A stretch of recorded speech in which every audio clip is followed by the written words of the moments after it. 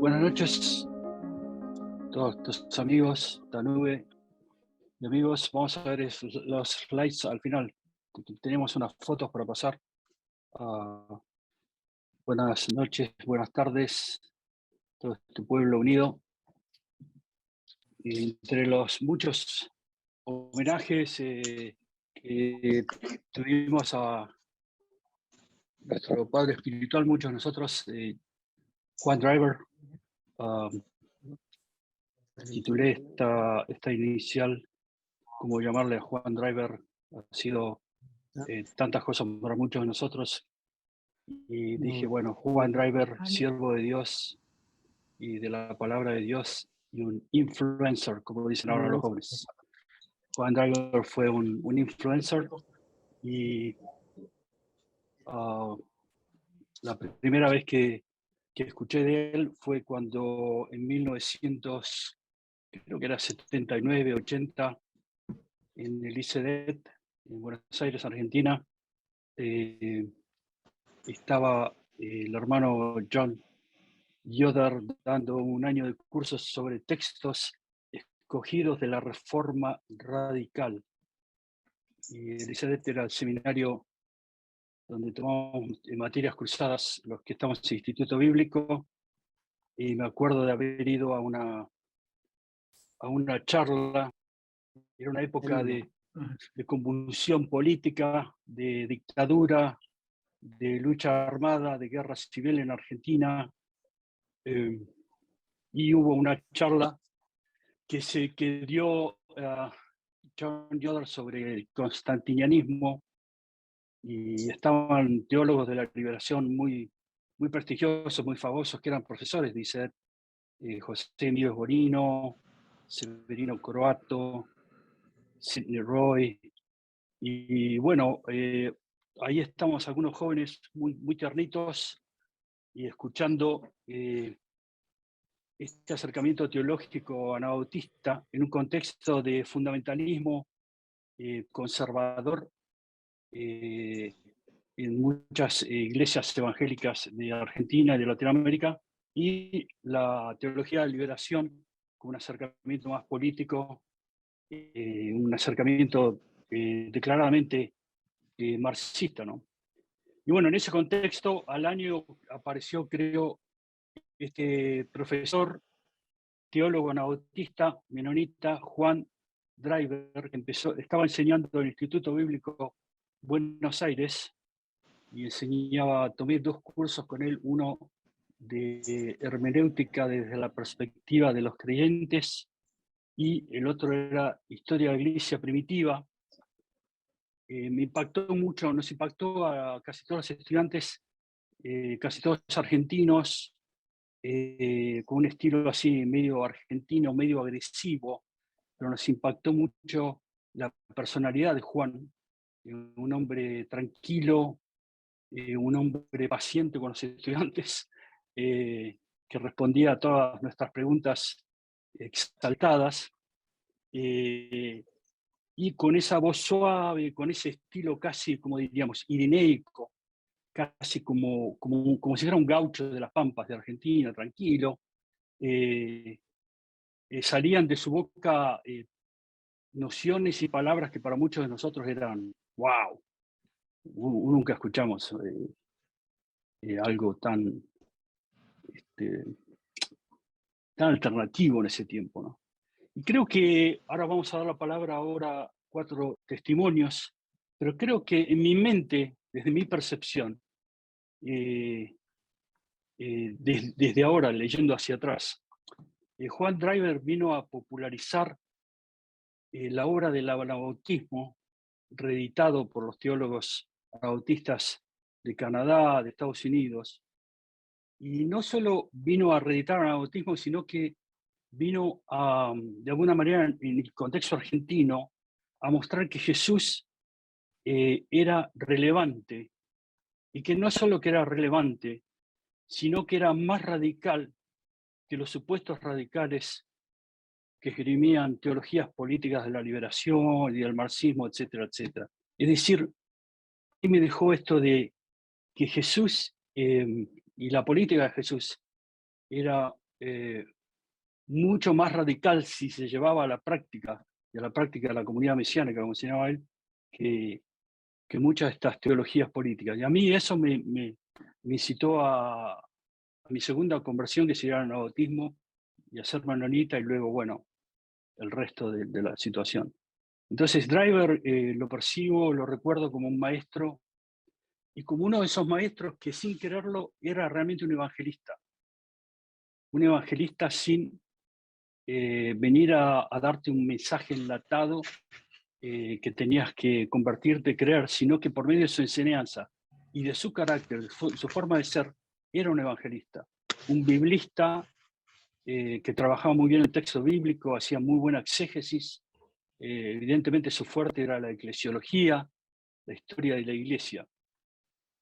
Y lo fascinante, a comparación de otros teólogos que yo conocía, era un pequeño joven ahí, lo que me fascinaba es que Driver, el contenido de lo que enseñaba, nos servía a nosotros en nuestra iglesia para el ministerio de liderazgo, para el ministerio pastoral. Inclusive usábamos los libros de Driver, Comunidad y Compromiso de Militantes para el Mundo Nuevo, en un barrio que se llama Constitución, en Argentina, donde iniciamos una nueva iglesia, con chicos que eran de los barrios, muchos con problemas criminales, drogadictos, y nosotros usábamos esos libritos de Driver para formar a nuestros líderes en las nuevas iglesias que plantábamos en esa época. Entonces Driver creo que fue un personaje, un influencer, como dije, que afectó, por lo menos desde el lugar donde yo estaba en Argentina, a todos los niveles de liderazgo, como se expresa en Efesios 4:11, cuando dice que el Señor instituyó apóstoles, profetas, evangelistas, pastores y maestros. Driver afectaba a todos y permeaba todos esos dones. Y bueno, ¿qué queda para las generaciones futuras? A mí me gustó mucho cuando Peter, creo que fue el año pasado, en un merienda menonita, este podcast que hacen estos jóvenes desde Quito, lo entrevistaron al Driver. Yo ya pensaba que ya ni estaba aquí en la tierra Driver. Y ahí lo entrevistaron y este siervo contó esas historias, contó historias también de la fraternidad teológica latinoamericana. Realmente estaba yo me acuerdo en reuniones de la fraternidad teológica, el Driver estaba entre tiburones, pero siempre navegaba bien el agua y así con su estilo suave y su voz suave, zarandeaba unos cuantos. Me encantaba eso de Driver, que sin creérsela, sin fanfarronear, navegaba entre personajes muy interesantes. También les recomiendo, han escrito cosas muy interesantes, leí lo de Dionisio Bailer de España, que hizo un resumen del legado de Driver muy bueno, lo mandó Linda Shelley, ella creo que lo puede compartir, y también de Carlos Martínez de México. Y acá nosotros creo que podemos, con todos estos testimonios, creo que podríamos hacer un compendio, un Driver, como le gustaba hacer a mi suegro René Padilla, de hacer compendios después de consultas teológicas. Y vamos a tener una oración y vamos a pasar la palabra a 4 hermanos que están con nosotros esta noche. Alex Lozano, de Colombia, pastora, Jaime Prieto, conocido profesor, hermano de Costa Rica, Julián Guamán, también coordinador de las iglesias quichuas en Ecuador, y Alexandra Meneses, amiga y hermana de Quito. Vamos a tener una oración para comenzar este periodo, este momento de compartir. Gracias. Amado Padre, gracias te damos por un siervo de tu palabra, un hombre de paz, como Juan Driver, que fue nuestro mentor, fue nuestro profesor, fue nuestro amigo, y que fue una persona que influyó en la iglesia latinoamericana desde el Río Grande hasta la Tierra del Fuego. Te damos gracias por hombres y mujeres así, que sembraron en nosotros un amor por Jesús, por su seguimiento y por seguir esperanzados en crear, plantar y formar líderes de comunidades radicales. Gracias por este grupo y por este tiempo que podemos compartir en Cristo Jesús. Amén. Bueno, ahora pasamos a la pastora Alex Lozano desde Bogotá, Colombia. ¿Quieres decir algunas palabras más en cuanto a ti, a tu llamado? Alex, por favor. Bueno, buenas tardes y noches en otros lugares a todas las personas presentes. Soy Alex Lozano de la Iglesia Menonita en Colombia. La verdad es que agradezco muchísimo la invitación a este espacio donde estamos honrando el legado de Juan Driver en nuestras vidas y en las vidas de nuestras comunidades. Yo tuve el privilegio de conocer a Juan Driver en la década de los 80, cuando la Iglesia Menonita en Colombia le invitó a participar en una serie de talleres sobre la teología anabautista.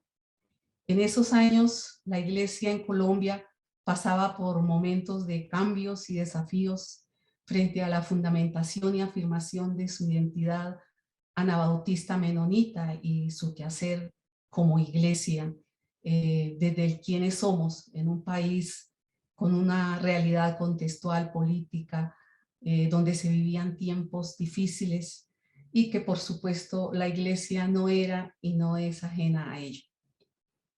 A la par de esos encuentros de teología anabautista, la iglesia colombiana también en ese tiempo retomaba los encuentros andinos anabautistas, mayormente con hermanos y hermanas de la iglesia menonita de Venezuela. En estos encuentros, estos hermanos muy fervientemente se conectaron con Juan, con toda la enseñanza anabautista. Era para ellos la primera vez también que encontraban una mirada desde el Evangelio de la Paz. El libro que se volvió como en su mapa de ruta fue el libro Comunidad y Compromiso. Eso era como la Biblia, la segunda Biblia para ellos, un libro muy preciado y que procuraron ser fieles seguidores al contenido de este libro. La admiración y la cercanía de los hermanos y hermanas venezolanos hacia Juan fueron fuertes. Ellos crearon lazos directos con él y sobre todo en el campo de la formación teológica, hasta el punto que ellos llamaron su centro de formación teológico Juan Driver, en honor a Juan. Juan siempre se reía cuando se le compartía de esta experiencia, porque él consideraba que no era como el indicado para que un seminario de educación teológica o centro de formación llevara su nombre. En Colombia, Juan nos visitó varias veces, invitado por el Seminario Bíblico Menonita, facilitando cursos como una teología bíblica de la paz, el Evangelio, mensaje de paz, entre otros. Creo que allí es cuando yo tengo mis primeros encuentros en comprensión sobre qué era ser iglesia de paz. Juan, voy a abrir comillas, Juan decía que ser iglesia de paz se requiere atención constante, una auténtica vivencia de la paz, junto con una intensa reflexión comunitaria en torno a la acción del Dios de la paz entre nosotros, a fin de poder articular con integridad una teología bíblica de la paz. Terminaba diciendo él, de otra manera, la paz no llega a ser más que una mera ideología. Y otra cosa que me impactaba mucho en mi nueva comprensión de evangelio, de esas buenas noticias, decía Juan, porque la visión del evangelio como lo vemos actualmente ha sufrido cambios de enfoque y contenido. Desde entonces ha sido posible compartir un evangelio sin paz. Eso era como su llamado de atención, que eso me impactaba a mí mucho. Pero por otra parte también se ha dado el fenómeno de una paz sin evangelio. Y él decía, y ahí las tensiones y las crisis que hay entre las iglesias y entre los que no promueven una paz sin evangelio, entre los que promueven una paz sin evangelio. Juan nos acompañó en diferentes espacios de discernimiento en momentos en que la iglesia estaba definiendo visiones y que estaban naciendo como una propuesta colombiana, como es el caso de las iglesias santuarios de paz y como fue el tema de la objeción de conciencia y otros espacios donde nos acompañó muy fervientemente y muy cercamente. Personalmente recuerdo con profunda gratitud su identificación con el reconocimiento y rol que las mujeres tenían en las iglesias como parte del ministerio sacerdotal, tanto de hombres como mujeres. En el Congreso Anabautista del Cono Sur en el 2007 en Uruguay, Juan compartió una ponencia sobre el rol de la mujer en la iglesia. Luego de revisiones y ajustes por él mismo, el material se publicó en forma de cuaderno en el 2017 bajo el nombre Mujer y Hombre, Imagen de Dios, Interpretación Cristocéntrica. Las conclusiones y preguntas en dicha cartilla fueron desarrolladas por el movimiento de mujeres anabautistas haciendo teología desde América Latina, MTAL, quienes fueron las promotoras de dicha publicación. Este y otros libros de su autoría, ustedes saben, se pueden encontrar en la Biblioteca Digital Anabautista. Tal vez sea tiempo de retomar muchas de sus enseñanzas, muchas de sus apuestas y muchos de sus aportes en estos tiempos donde a veces como iglesia como que vamos perdiendo un poco la orientación. Para finalizar, quiero expresar que su aporte teológico y su servicio en tantos lugares de América Latina y del Caribe fueron contenidos, yo diría, por su calidad de ser humano. Juan era un ser humano muy cercano, un hombre al que se podía cualquier persona acercarse con libertad, siempre con una sonrisa en sus labios y con su expresión de hermano o hermana, como una expresión de igualdad con el otro. Un hombre coherente que supo integrar la teoría en su praxis de vida, supo caminar y tener un compromiso cristiano admirable. Su integridad, humanidad, sencillez de vida y amistad, en realidad considero que fueron mis conexiones o mis nuevas conversiones en mi opción por la visión anabautista. Conocerlo en familia junto a su esposa Bonnie y sus hijos y en particular Cintia, su hija, fueron siempre motivo de gratitud y admiración. En los encuentros en su casa en Goshen, siempre me preguntaba por la iglesia, por los hermanos y hermanas, por la situación en Colombia, pero también por los avances del movimiento de mujeres anabautistas. Siempre recordaba con una habilidad y una facilidad los lugares, las personas, los rostros y los nombres.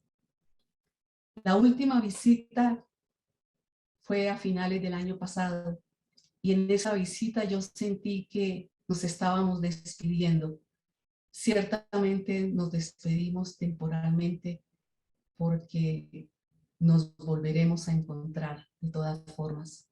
Gracias a Dios por la vida de Juan y su presencia en nuestra realidad, en nuestras comunidades de fe y su llamado para reenfocarnos en momentos en que andábamos a veces un poco desorientados con toda esta perspectiva anabautista con la que nos hemos rodeado muchos de nosotros y nosotras. Muchas gracias. Gracias, querida pastora Alex Lozano, por sus palabras. Y ahora vamos a pasar a nuestro amigo y profesor Jaime Prieto de Costa Rica, por favor. Buenas tardes, queridas hermanas y hermanos.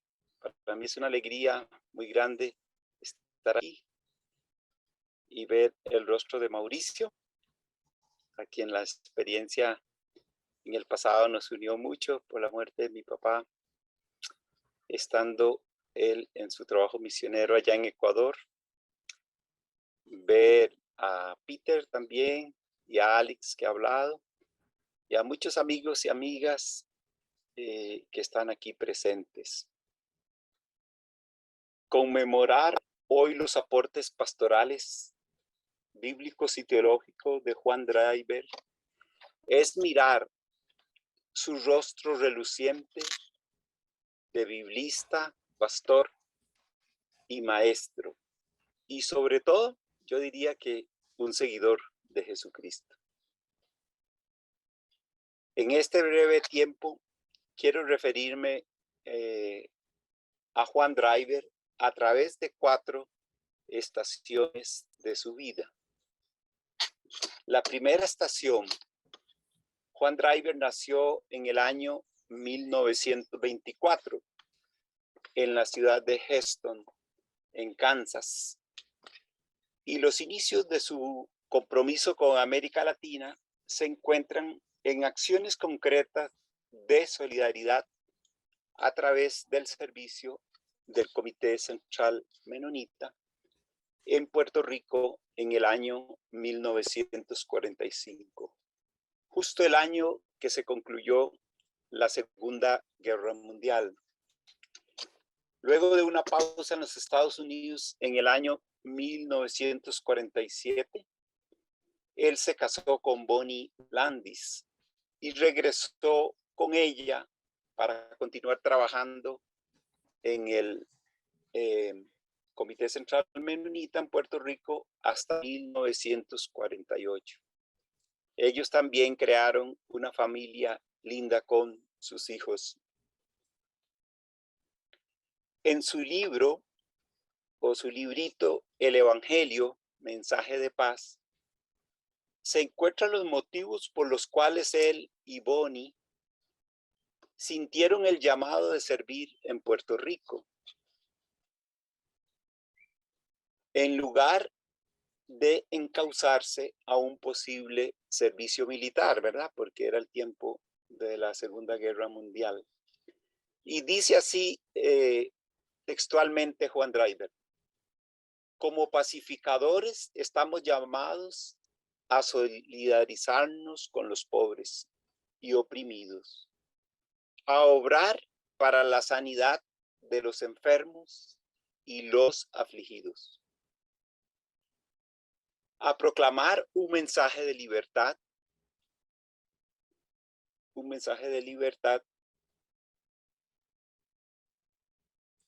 y paz a los esclavizados, rogándoles en nombre de Cristo que sean reconciliados con Dios.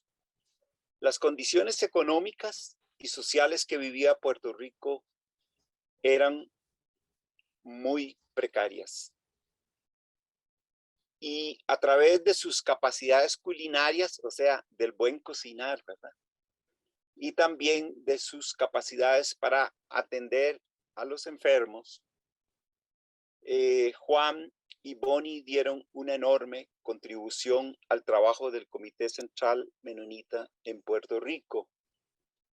De esta labor inicial del Comité Central Menonita se levantaron el Hospital Menonita en Ay Bonito, los centros educativos como la Academia Menonita Betania, la Academia Menonita Summit Hills y la fundación también de iglesias menonitas.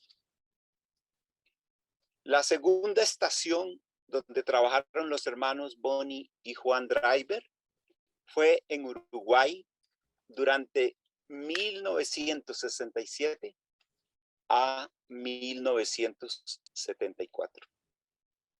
Juan y Bonnie realizaron labores pastorales, ayudando en la estructuración de la Convención de Iglesias Menonitas de Uruguay. En este país se levantó el primer seminario teológico de relevancia a nivel de América Latina. Juan Driver enseñó en este seminario cursos en Nuevo Testamento e historia de la Iglesia. Entre los compañeros docentes del Seminario Evangélico Menonita de Teología destacan los jóvenes Miguel Brum y Julia Campos. El rincón teológico de este seminario y la revista El Discípulo Cristiano, liderada por el pastor Ernesto Suárez Vilela desde Argentina, eran los espacios donde Juan Driver empezó a dar a conocer también su pensamiento teológico. Recordemos que entonces era un joven, ¿verdad? Con muchos otros que participaron ahí. Desde estos espacios también escribía Milka Rinzinski. Encontramos ese desafío claro de Driver, enfatizando la importancia del discipulado cuando decía, esto es un texto de él, el creyente evangélico es un seguidor, un discípulo de Cristo. La vida evangélica consiste en seguir a Cristo en obediencia y en fe. En la Biblia no se reconoce una fe salvadora sin un compromiso de obediencia. El discípulo sigue a su maestro. El discípulo le da suprema lealtad a su maestro. La vida evangélica es un discipulado. La junta militar que se instauró en el año de 1967 y se mantuvo en el poder hasta 1981. Me estoy refiriendo a la situación política de Uruguay. Daría al traste, ¿verdad?, con el programa de acción social de las iglesias menonitas en los barrios populares de Uruguay y el cierre del seminario teológico que se produjo en el año 1974. Miguel Brun tuvo que huir al exilio a Francia, Julia Esquivel a México, los esposos Daniel y Eunice Miller, Bonnie y Juan Driver regresaron a los Estados Unidos. Esta etapa de Bonnie y Juan Driver en Uruguay se corona con la serie de conferencias que diera John Driver en enero de 1974 en la 43ª Convención de las Iglesias Evangélicas Menonitas de Argentina. Juan podía entender las dificultades del contexto suramericano, marcado por la dictadura militar de derecha, que habían secuestrado el significado de la palabra revolucionario y la renovación de la iglesia que se expresaba en los movimientos ecuménicos y la renovación carismática impulsada por Juan Carlos Ortiz. Por otro lado, él tenía su propuesta de la iglesia anabautista, es decir, que la iglesia debía ser una comunidad de compromiso. La iglesia, para convertirse en comunidad, necesita ser renovada por los dones del Espíritu, constituirse en comunidad de perdón que vive a día la plenitud comunitaria y a la vez se convierte en iglesia misionera. Es interesante porque de los múltiples textos que escribe John Driver, pocos textos se los asigna a Menon Simons, pero en este texto de él, que estoy hablando, que es el texto de Comunidad y Compromiso, el librito Comunidad y Compromiso, él hace esta cita de Menon Simons, que el nombre, la voluntad, la palabra y la ordenanza de Cristo sean confesados confiadamente contra toda crueldad, tiranía, tumulto, fuego, espada y violencia en el mundo, y que esta confesión continúe hasta el fin. Ahora pasemos a la tercera estación. En esta, Juan Driver y su esposa fueron a España, en donde desarrollaron un ministerio con jóvenes universitarios en Barcelona y Madrid. Y también en el seminario Mar Cristalino en la ciudad de Valencia.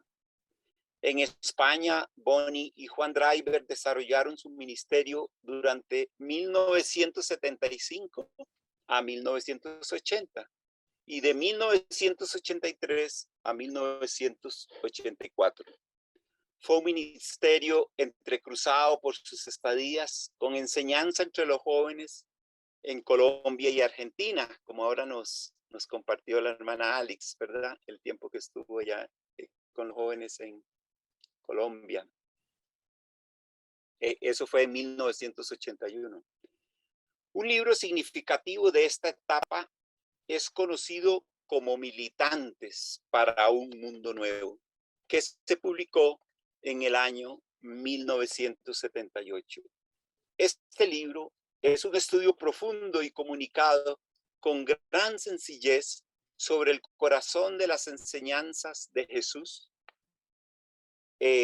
sobre todo las que se encuentran en el Sermón del Monte, en los capítulos 5 a 7 del Evangelio de San Mateo.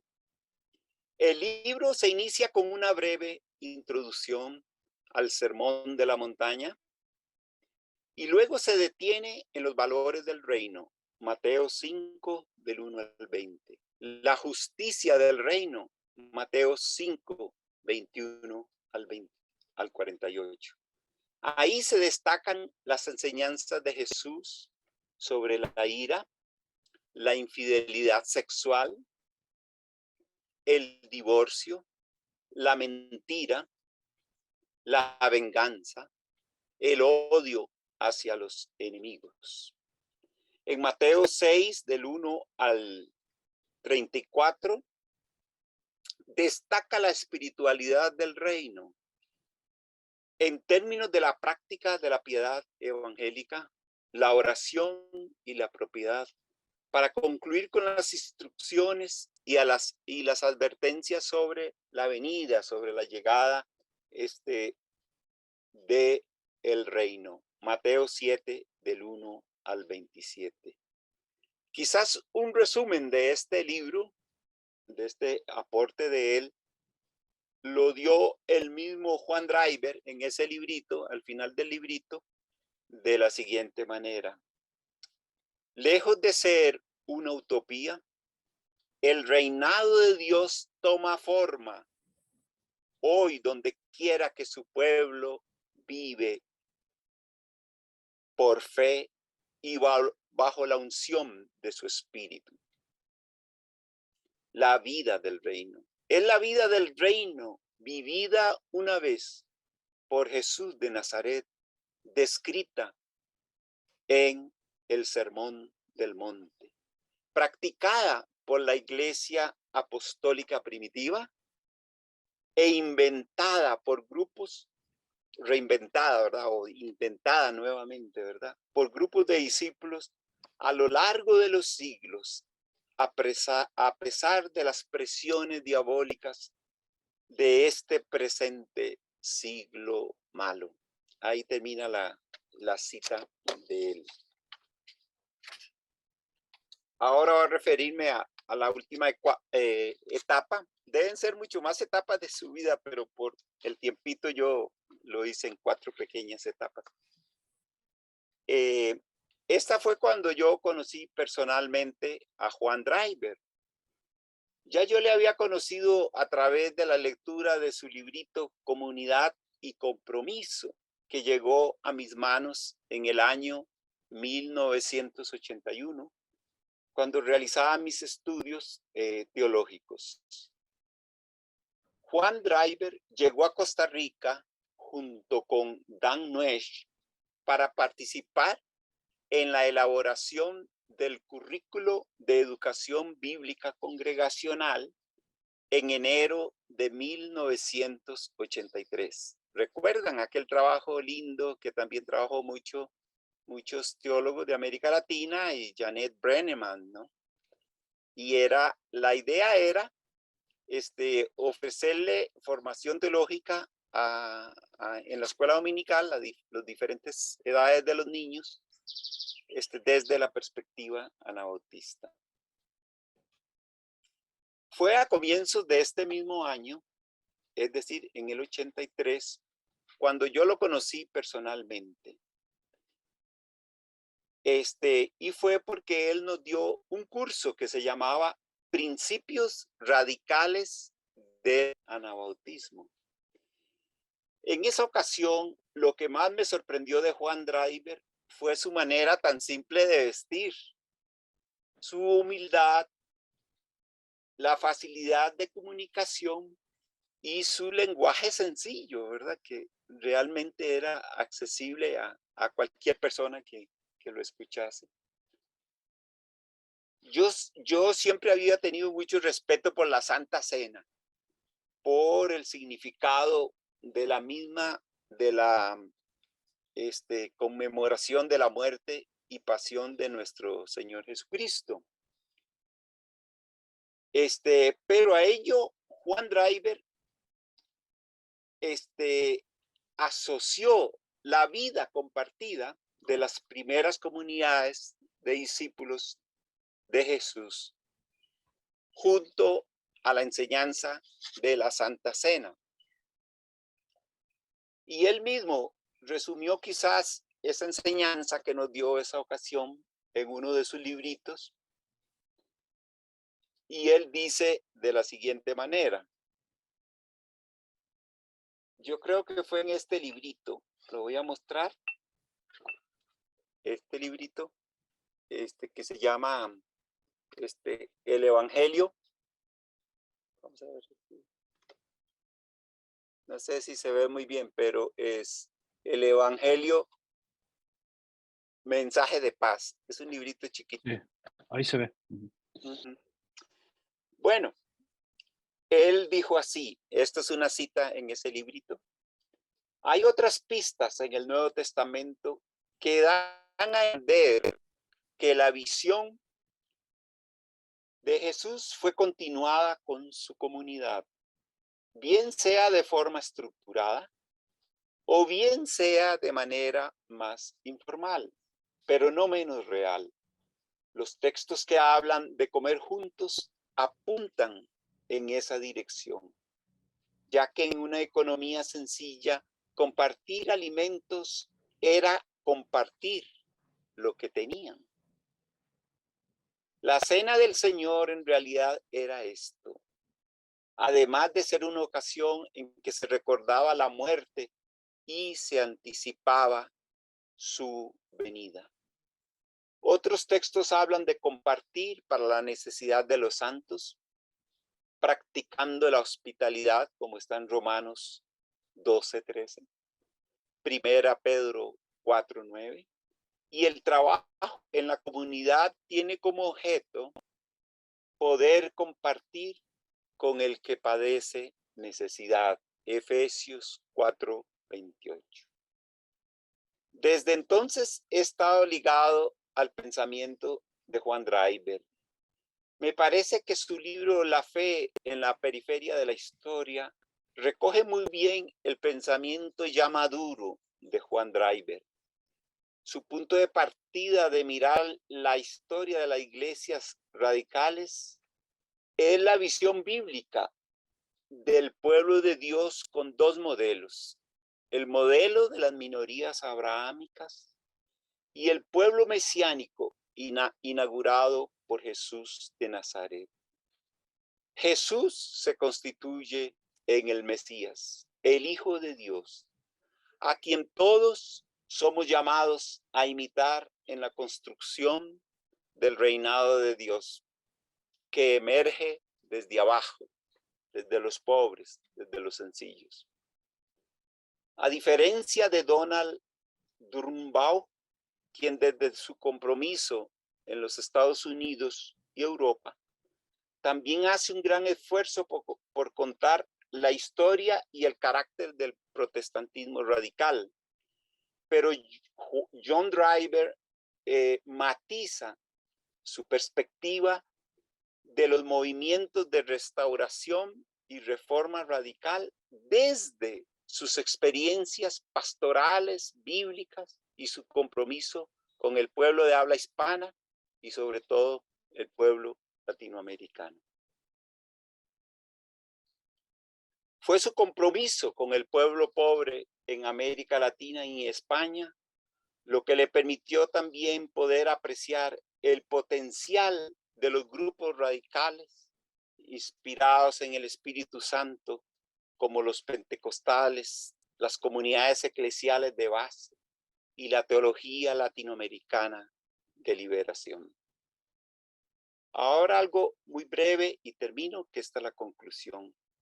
En realidad debo expresar mi agradecimiento a Bonnie y Juan Driver, como también a Harriet y Laverne Ruchman, a John Lapp, a Linda Shelley y muchos otros queridos y hermanos y hermanas en los Estados Unidos que han amado este continente latinoamericano y nos han brindado mucho apoyo para poder escribir también sobre el desarrollo histórico de las comunidades menonitas en América Latina. Hoy, especialmente hoy, es un día especial para conmemorar la marcha de Bonnie y de Juan Driver por los senderos polvorientos que conducen a los pueblitos de América Latina. Y su memoria es para seguir siendo fieles a Jesús de Nazaret. Sí, para seguir siendo fieles a Jesús de Nazaret. Que Dios les bendiga grandemente, hermanos y hermanas. Gracias, querido Jaime Prieto, profesor. Ya con esas 4 estaciones tenemos un librito en camino, me parece. Le agradecemos mucho. Y ahora vamos a escuchar al hermano Julián Guamán, un hermano quichua, líder de iglesias menonitas quichuas en la Sierra Ecuatoriana. Adelante, Julián.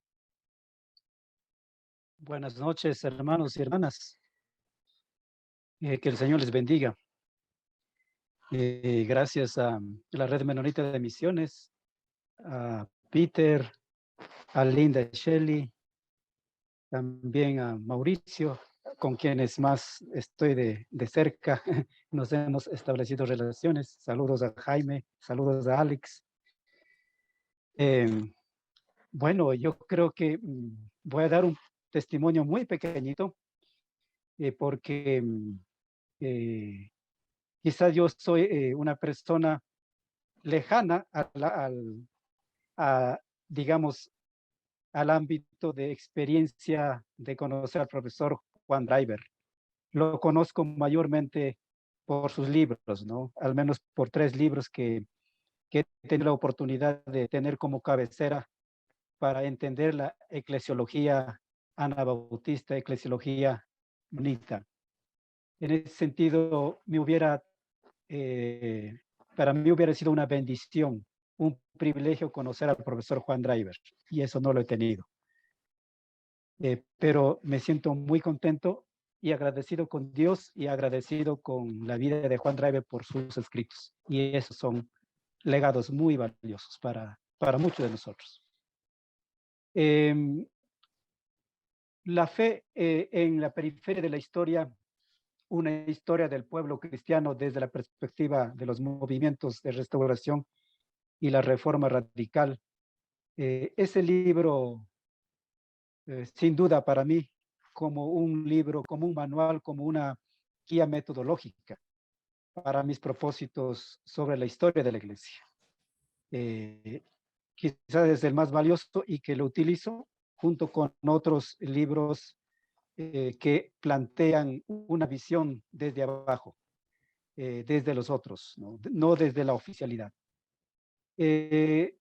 Conocí algo de historia del cristianismo primero en un seminario de corte pietista y luego también en un seminario latinoamericanista. Y en ese contexto, obviamente,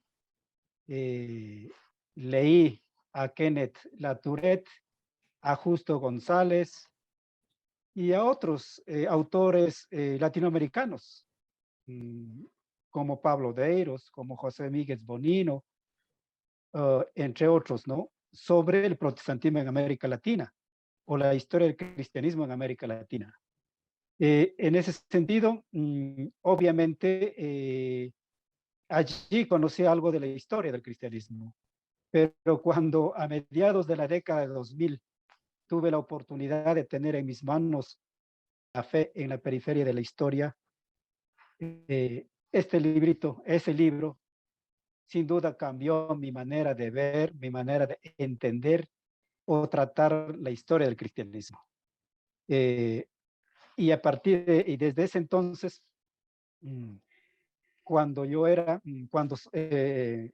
a veces soy invitado a dar clases de historia de la iglesia en algún seminario evangélico, porque acá en Ecuador mayormente hay seminarios evangélicos, y entonces mi punto de partida, por lo general, antes era con criterios habituales, como dice Juan Driver mismo en su libro, ¿no?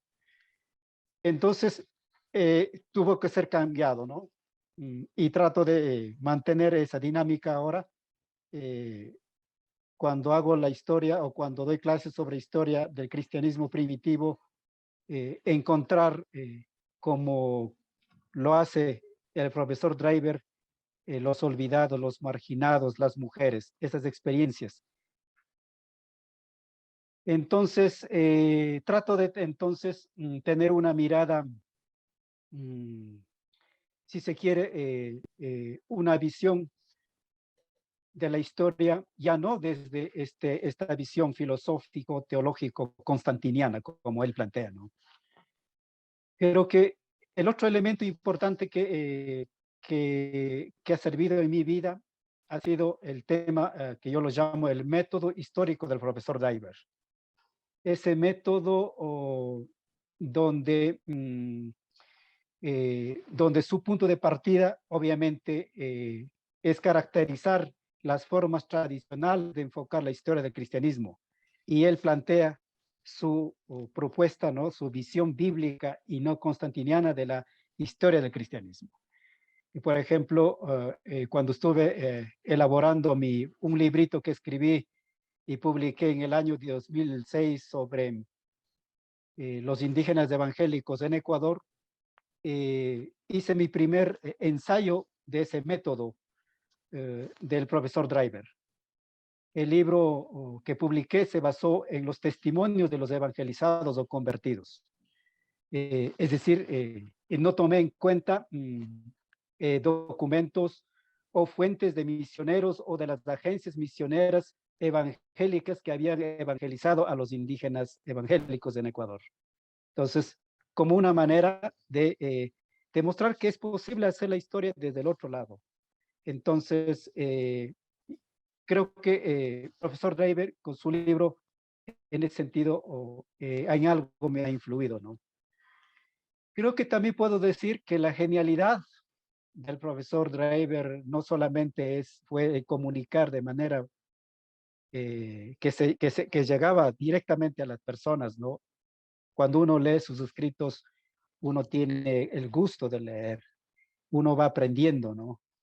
Y no termina y quiere más de seguir leyendo. Entonces, en este libro de La fe en la periferia, en la perspectiva de la historia, prácticamente yo veo que identifica dos aspectos claves. Las formas tradicionales de enfocar la historia, por un lado, y por otro lado, obviamente, él plantea, no teoriza, sino plantea, lo hace, lo escribe y narra prácticamente una manera nueva de mirar la historia de la iglesia.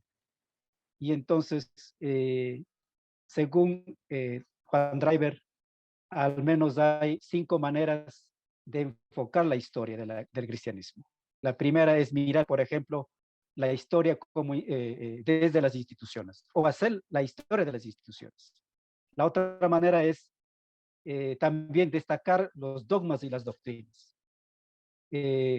Luego, obviamente, también otra manera de enfocarse es prestar atención en la expansión geográfica, crecimiento numérico y la influencia del cristianismo. Y finalmente también el profesor Driver dice que otra manera de enfocar o hacer la historia es precisamente desde las biografías o las hagiografías. Todo esto dice, efectivamente, se concentra esta manera de hacer, obviamente resalta la institucionalidad, el liderazgo de la iglesia. Por eso es común, dice, hacer la historia, narrar en la historia de la iglesia los concilios, las cruzadas, las relaciones compatibles con los valores del Estado o del poder. Y por eso inclusive las persecuciones que fueron tratadas en la historia medieval, por lo general, estas persecuciones fueron tratadas por Eusebio como malentendidos entre la iglesia y el imperio. No la persecución en el sentido de que hubo un martirio por la fe en Jesucristo. Inclusive, Driver dice también, inclusive los temas o movimientos fueron marginados y descalificados bajo el estigma de herejía, de la heterodoxia o la disidencia sectaria. Y precisamente él en su libro va a recoger aquellos considerados estigmatizados en ese sentido. Y él finalmente plantea, obviamente, su visión bíblica y no constantiniana de la historia del cristianismo. Y él, como ya dijo el profesor Jaime, ¿no? En la Biblia hay una visión particular de la historia de la salvación que debe ser tomada en cuenta para la elaboración de la historia del pueblo de Dios. Por tanto, para él, la visión bíblica, veo ahí dos claves que él da: la centralidad en las escrituras y la acción del Espíritu Santo. Y eso es continuo, y eso permanece, y eso es evidente también en nuestros días para nuestro quehacer en la historia de nuestras iglesias, por ejemplo. Esto implica, por tanto, poner al descubierto, por ejemplo, dice él, una historia del pueblo cristiano, al margen de la cristiandad. Este concepto, constantinianismo y la cristiandad, creo que son conceptos muy claves para nosotros.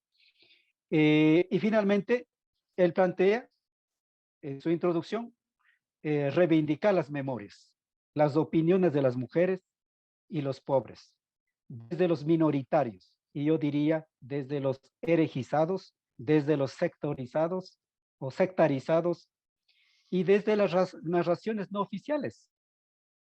Entonces, yo quiero realmente agradecer a Dios porque creo que nos ha legado un método para hacer la historia de la iglesia. Y agradezco a Dios nuevamente porque seguramente sus enseñanzas, su legado continuarán, bendiciendo a muchas personas para que los siervos de diferentes iglesias obviamente continúen al servicio del pueblo de Dios. Muchísimas gracias, hermanos y hermanas. Gracias, querido Julián. También excelente resumen. Y ahora la última persona en contar sobre el impacto de Juan Driver es la hermana Alexandra Meneses desde Quito, Ecuador. Adelante, por favor. Hola, buenas noches. Me da mucho gusto compartir con ustedes este momento tan especial que nos permite recordar al hermano Juan Driver. Tampoco yo tuve esta alegría y esta bendición de conocerlo personalmente. Y antes de yo llegar a la iglesia menonita, anabautista, tenía mucha curiosidad de lo que este movimiento significó en el siglo XVI. Entonces, sí comencé a revisar alguna parte de la historia sin yo ser anabautista, pero dije, qué interesante estos hermanos que fueron descubriendo a este Jesús que por siglos estaba encubierto por una religión oficial una religión opresora. Y entre esos descubrimientos, entonces comencé a ver los libros de Juan Driver. Yo decía, wow, hasta los títulos me llamaron mucho la atención. Comunidad y compromiso, este libro que acaba de comentar Julián, La fe en la periferia de la historia, y me llamó realmente la atención esto. Y ya cuando llegué a la iglesia menonita, encontré estos libros, a más ¿sí?, de darnos el conocimiento que a veces queremos adquirir, a mí particularmente me han dado como estas formas de convertirme, de entender este evangelio de Jesucristo y este compromiso radical que tuvieron tanto los primeros discípulos como los discípulos del siglo XVI, y espero que también nosotras en este tiempo. Entonces quería pensar en este libro, Contracorriente, porque nuestro hermano Juan comienza con una pregunta que a mí me parece que tiene todavía vigencia en nuestro tiempo. ¿Por qué una eclesiología radical? Cuando muchos cristianos y cristianas estamos perdiendo el interés de ser parte de una iglesia.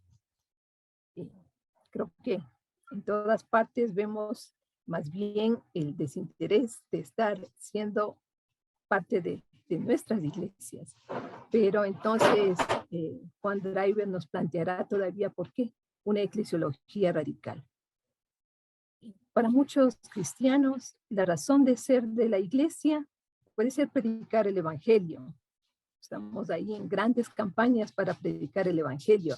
Para otros, la iglesia tiene un sentido y un propósito si cumple una misión social. Ahí también nos hemos involucrado mucho en todo lo que tiene que ver con la misión social, las ayudas sociales, y pensamos que por ahí puede ser la misión de la iglesia. Entonces, claro, la iglesia se concibe si cumple una misión social, si cumple esta misión evangelizadora, si cumple también esta posibilidad de ir rompiendo las estructuras injustas de la sociedad. Sin ninguna duda pienso que estas características son esenciales para ser iglesia. Pero la fuerza del Espíritu que impulsó e inspiró a Jesús a pensar en otra forma que probablemente nos desafía a nosotros, porque quizás ser una iglesia que evangeliza y ser una iglesia que hace misión social, lo podemos hacer, y de hecho lo estamos haciendo.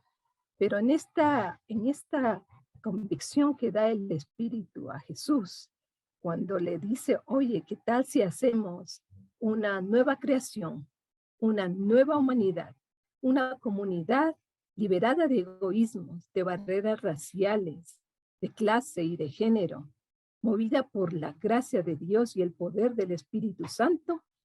Quizás eso es precisamente la radicalidad a la que muchos de nosotros tememos y nos hemos alejado de esta visión que tanto Jesús como Juan Driver lo recogen en su libro.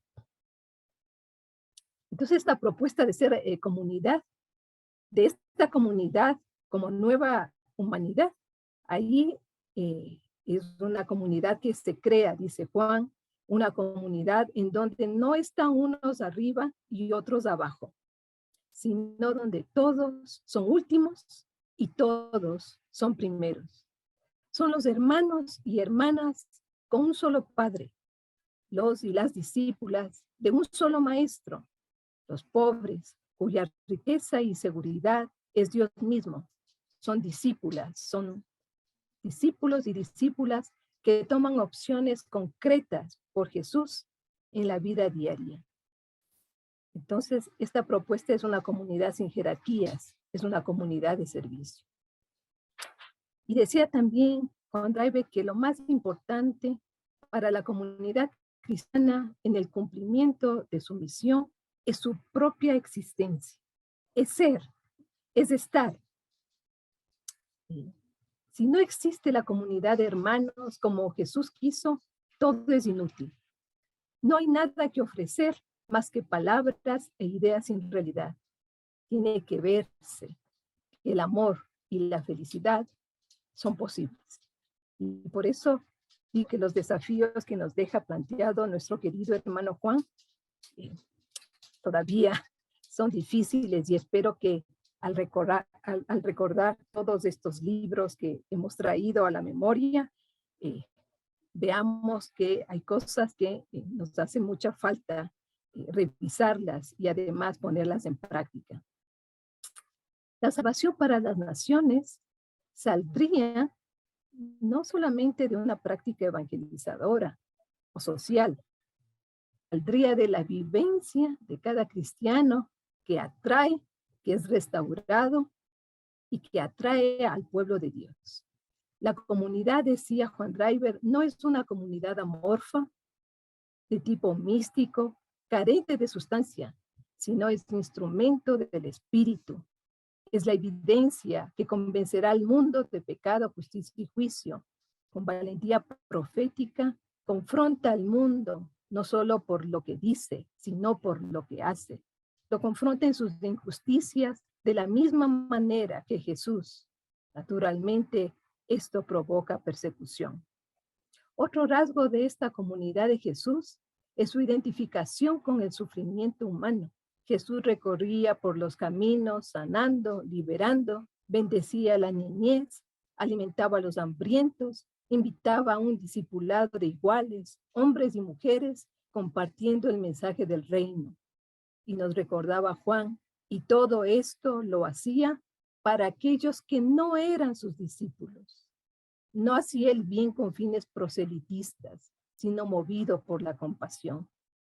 Esta utopía del reino, que nos ha resultado tan difícil de vivir y practicar, ha sido conveniente a veces convertirle en una ideología. Nos llenamos de ideologías, una ideología divina, pero el énfasis de Jesús no es promover una ideología, sino comunidades que vivan plenamente el evangelio. La iglesia, a pesar de todos los intentos, desde Constantino hasta la actualidad, de perder su esencia y valor, sigue siendo una iglesia visible, peregrina, presente, con santos de carne y hueso que se encarnan en realidades concretas. Nos recordaba Juan que el testimonio que se espera de la iglesia no es solo abrir las puertas los domingos, eso hacemos generalmente, sino que su existencia sea visible en el culto y en el servicio, en la reconciliación y en la comunión, en la esperanza y en la perseverancia, en su actitud con el dinero. La iglesia no solo proclama el reino, sino es una comunidad del reino. La iglesia tiene que recordar que sus opciones a favor de la vida y en contra de la muerte son de consecuencia enorme para la humanidad entera. Juan Driver nos decía que una de las tentaciones que ha tenido la iglesia son la soberbia y el falso triunfalismo. Nos exhorta a tener humildad e integridad para reconocer que a veces surgen signos del reino en los lugares que menos esperamos. Solo una iglesia radicalmente libre puede reconocer y apreciar los bienes que surgen fuera de su seno, sabiendo que ellos también son de Dios. Esta comunidad, cuya fuerza será invencible. Y a veces decimos, pero ¿cómo invencibles si como comunidades nos sentimos a veces vencidas? Sin embargo, esta comunidad cuya fuerza será invencible, pues la fuerza que sostiene a nuestras comunidades es el amor. No es el poder dominante, no es la fuerza, sino el perdón sin límites y el sentido de pertenencia que nos invita a ser una familia en donde podemos dar y recibir apoyo y acompañamiento. Finalmente, esta comunidad de testimonio que necesariamente debe estar contracorriente. Ya no podemos seguir como acomodándonos, estando cómodos en esto, así que sin suscitar ningún ninguna persecución. Estamos bastante acomodados en nuestras formas de ser y actuar como iglesia. Pero Juan nos decía que debe ser una comunidad contracorriente. Es una comunidad transformada y transformadora, en donde los valores de este mundo son puestos al revés, en donde el seguimiento centrado en Jesús nos hará volver a nuestras raíces, a lo esencial, a lo que Jesús vivió y contagió. Una iglesia que acoge, escucha, acompaña a las personas en sus sufrimientos. Nuestro querido hermano Juan nos dejó un legado. Ahora que me he puesto a revisar sus libros, digo, un buen legado, pero bastantes desafíos. Ser una comunidad contracorriente, una ciudad elevada sobre un monte, ser la comunidad de afecto mutuo, del perdón fácil y continuo, donde no hay rivalidades ni partidismos, sino que todo está unido por el amor y la ayuda mutua, donde cada uno arrima el hombro a las cargas de los demás. Las cualidades de cada uno se ponen al servicio de todos, en donde autoridad no significa mayor servicio y nunca superioridad. Aquí estamos, ofreciendo un tributo muy merecido a nuestro querido Juan Driver.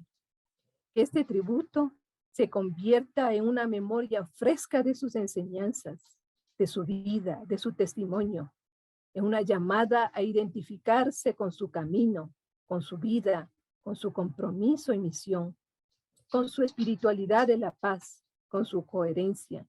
Quizá esta tristeza comienza a transformarse en esperanza de que todo lo enseñado y compartido por nuestro querido hermano Juan sea una realidad en nuestras vidas y comunidades. Que así sea. Amén. Gracias, querida hermana Alexandra. Excelente. Estaba imaginando Juan mirándonos desde el cielo y sonriendo y diciéndonos que bien, chicos, sigan así, van por buen camino. Qué bueno, qué bueno. Estaba mirando aquí, nunca lo conocí personalmente a Fred Driver, pero me parece que es un clon de Juan y re parecido. Fred, saludos. Y vamos a ir concluyendo. Aquí vamos a escuchar una canción y ver unas fotos para terminar. Y después habrá un momento para la charla estilo latinoamericano, charla abierta. Y imagino que este versículo, hay muchos que se podrían decir que reflejan a lo que fue Juan, lo que es Juan para nosotros, pero bueno, este es el que uno aspira a ser. Dichosos los que trabajan por la paz, porque serán llamados hijas e hijas de Dios. A mí, Juan Dragon me dijo eso. El desafío de seguir trabajando por la paz para tener el privilegio humilde de ser llamados hijos e hijas de Dios. Y ahora Peter nos va a compartir una canción y unas fotos. Muchas gracias.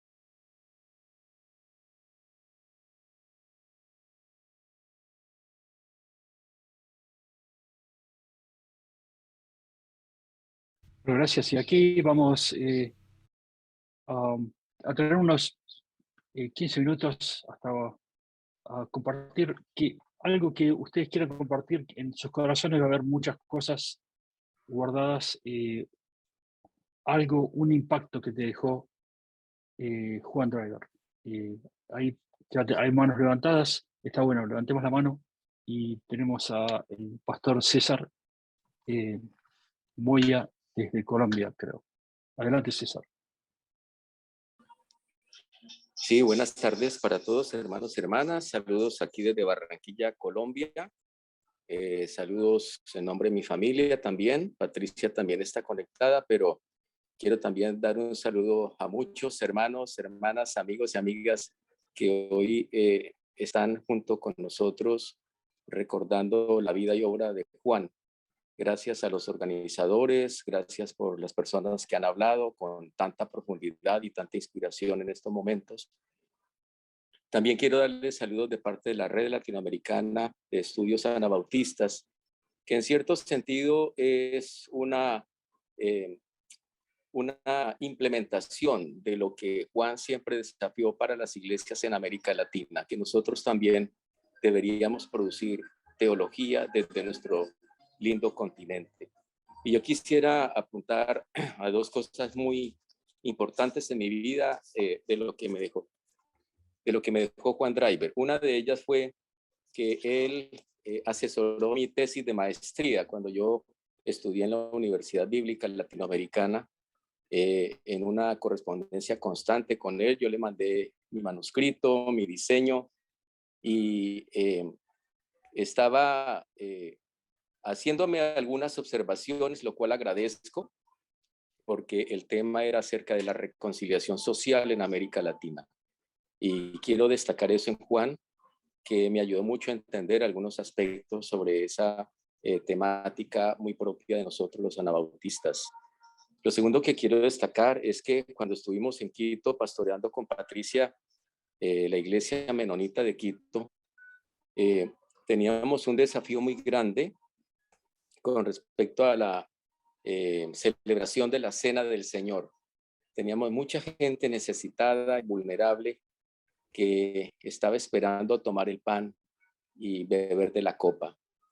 Y a nosotros nos llamó mucho la atención una parte del texto de Contracorrientes, que creo que es el libro que más me ha inspirado a mí en cuanto a la eclesiología. Cuando dice allá que la cena pascual era una solidaridad, una expresión de solidaridad con los pobres y marginados, tanto que al pan pascual también le decían pan de los pobres y el pan de miseria. Y cuando yo me encontré con Juan en Goshen, en una de las visitas que acostumbrábamos a hacer a él y a Bonnie, le compartí. Me dijo, eso es el evangelio, hay que compartir el pan con los pobres.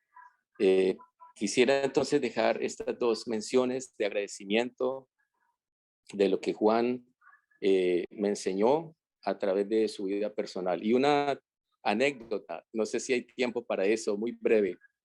Íbamos a un encuentro en República Dominicana y los dos viajábamos desde Goshen a República Dominicana, a Santo Domingo, donde había un encuentro de iglesias por la paz. Y nos encontramos en el aeropuerto de South Bend, y me dice, yo llevaba una maleta de mano, de las que acostumbramos a cargar cuando viajamos, y yo le pregunté al hermano Juan, y Juan, ¿dónde está su maleta? Entonces me mostró una pequeña mochila que llevaba colgada sobre su hombro, y le dije, ¿y su maleta? Dice, esta es mi maleta. Y dije, ¿pero qué lleva? Dijo, llevo 2 camisas y mis interiores, no más. Bueno, esa era una anécdota para recordar la sencillez de Juan, y desde ahí aprendí que no debo cargar muchas cosas en mi maleta. Bueno, un abrazo para todos y muchas bendiciones. Gracias, hermano César. Y tenemos también al hermano Pedro Stucky desde Teusaquillo, Bogotá, Colombia.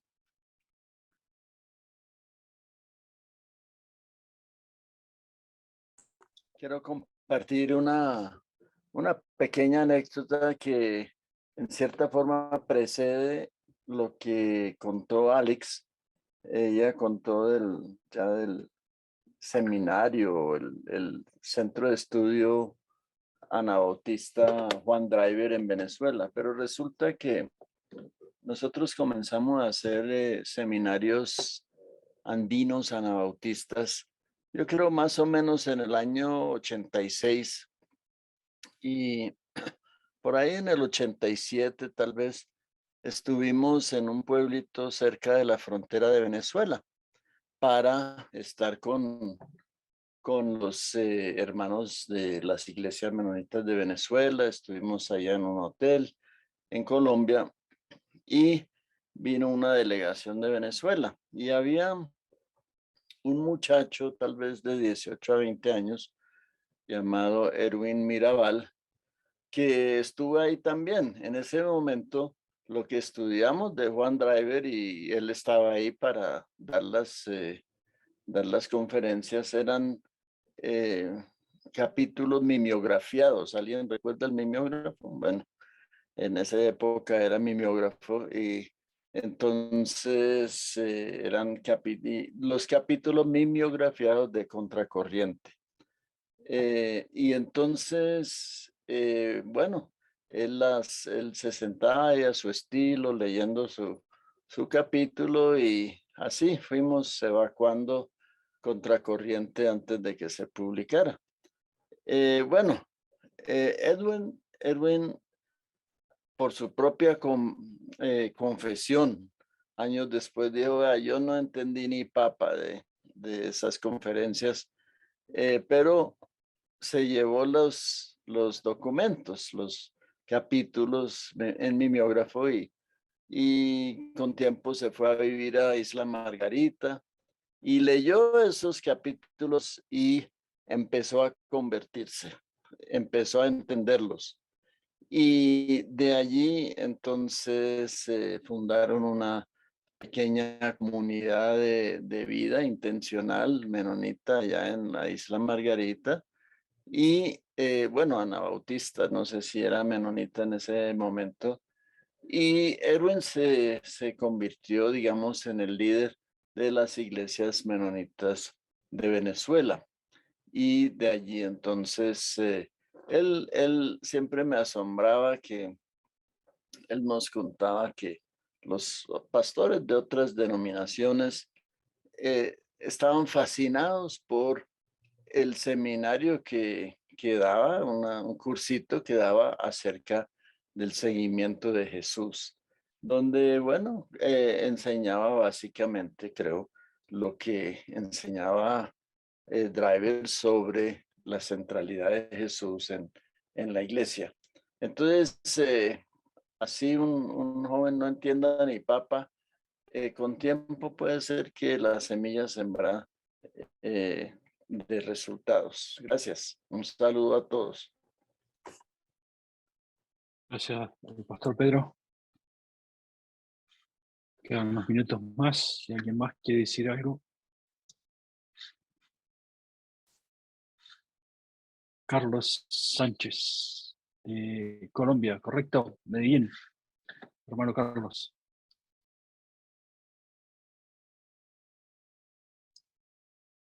No te escuchamos. No se escucha, Carlos. Vemos tus labios, pero no.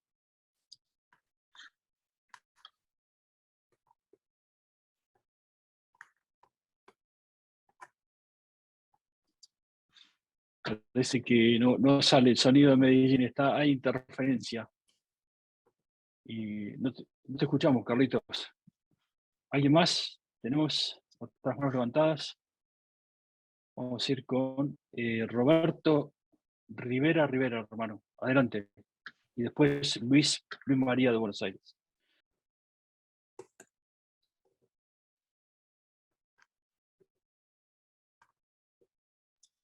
Vale, Robertinho Rivera, te toca a ti. Prenda el micrófono.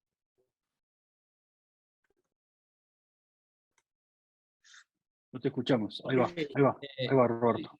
Roberto Rivera de Puerto Rico, de la Iglesia Evangélica Menonita de Calley.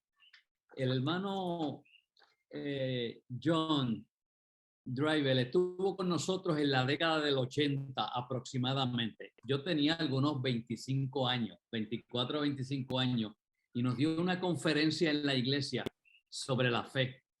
Y algo que quedó grabado en mi corazón fue que él dijo, la fe no está formada por cosas que entendemos.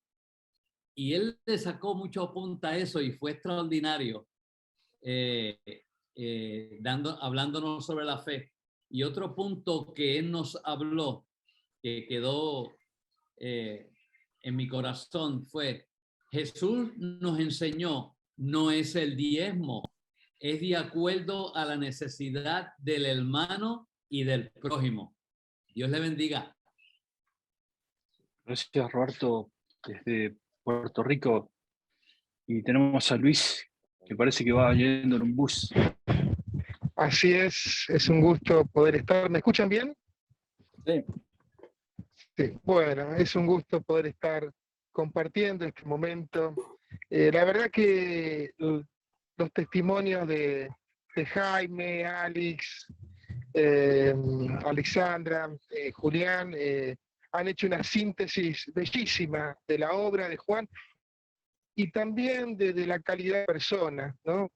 Quizás como lo que más me ha dejado Juan es esa escucha atenta. Yo lo conocí siendo muy jovencito y con un montón de preguntas, así que cada vez que caía por Argentina, me tocó varias veces guiarlo en algún viaje de trenes de Buenos Aires a Bragado, hacer alguna visita por la ciudad de Buenos Aires, así que no perdía la oportunidad de traerle las preguntas que uno tenía, ¿no? Estábamos en ese momento en la comunidad de Floresta, la comunidad anabautista menonita de Buenos Aires, repensándonos como comunidad, ¿no? Una comunidad de cómo es una comunidad de paz, una comunidad sin jerarquías, una comunidad abierta al diálogo ecuménico. Así que todas esas preguntas podíamos conversarlas con Juan con absoluta libertad. Y Alex lo destacó, ¿no? Uno puede ir con libertad a Juan a plantear esas cuestiones. Y de la anécdota que también tengo de aquel viaje hermoso a República Dominicana, donde también estuve presente, Juan era el primero en llegar y el último en irse. ¿No? Él no tenía cansancio, estaba atento a todas las exposiciones, a participar en todas las dinámicas, y eso realmente para mí me deja un regalo inmenso y agradecido a la vida de poder haber estado en los últimos quizás 20, 25 años que Juan visitó a la Argentina, poder estar muy cerca y escucharle y aprender muchísimo y seguir aprendiendo. Así que gracias hermanos y gracias por regalarnos también todos ustedes este espacio. Gracias, Luisito. Buen viaje. Y bueno, vamos cerrando con palabras de nuestra amiga hermana Linda Jelly. Gracias, Peter, por ayudar a organizar todo esto.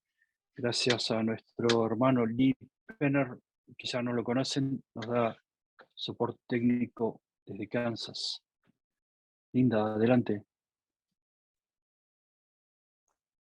Sí, yo quería decir un poco también, estaba interpretando en la primera parte de este tiempo juntos.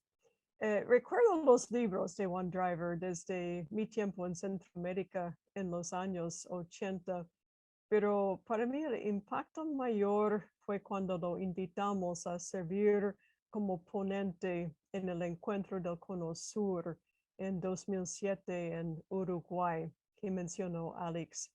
El movimiento de mujeres anabautistas haciendo teología desde América Latina, MTAL, recién se había formado en el 2003 y muchas mujeres sentían llamadas a estudiar teología y a servir en sus iglesias, pero no todas las iglesias estaban preparadas para recibirlas. Y Milka Renzinski, quien había conocido a Juan desde su tiempo en Uruguay, estaba trabajando en la planificación del encuentro del Cono Sur y quería invitarle a Juan. Le dijimos a Juan que queríamos invitarle a él como un teólogo respetado para facilitar un estudio sobre el rol de la mujer en la Biblia y en la iglesia. Y recuerdo que él nos respondió diciendo, esto es algo a que daría mi nombre. Y eso tuvo un impacto grande para nosotras. Y en ese mismo evento fue presentado un libro, Comunidad y Misión desde la Periferia, ensayos en celebración de la vida y el ministerio de Juan Driver. Y creo que para un hombre humilde fue un poco difícil ver la portada con su cara, una foto tan grande, pero seguramente se gozó mucho en leer los aportes de teólogas y teólogos que le apreciaban mucho. Y en la última parte del libro, Milka Rynszynski escribió, entonces, ¿hacia dónde vamos? Me parece que el desafío para esta generación y las venideras es el mismo al cual nuestro hermano Juan Driver ha dedicado su vida, buscar y encontrar formas de presentar fielmente el mensaje radical de Jesús, el Mesías y también Maestro, que vino hace 2000 años para trastocar esquemas religiosos y morales y para invitar a sus discípulos a seguir sus pasos. Que el Espíritu de Cristo sea el que ilumine el pueblo de Dios y a sus palabras y actos proféticos. Juan Driver nos ha dejado un legado profundo y por medio de sus libros seguirá impactando las iglesias de hoy y mañana. Muchas gracias. Damos gracias a Dios por la vida de Juan Driver y doy gracias también por cada una de ustedes que somos entre las muchas personas impactadas por Juan Driver. Gracias por su participación esta noche y creo que vamos a dejar esto abierto un tiempo todavía para que se saluden, para que compartan si desean. Gracias.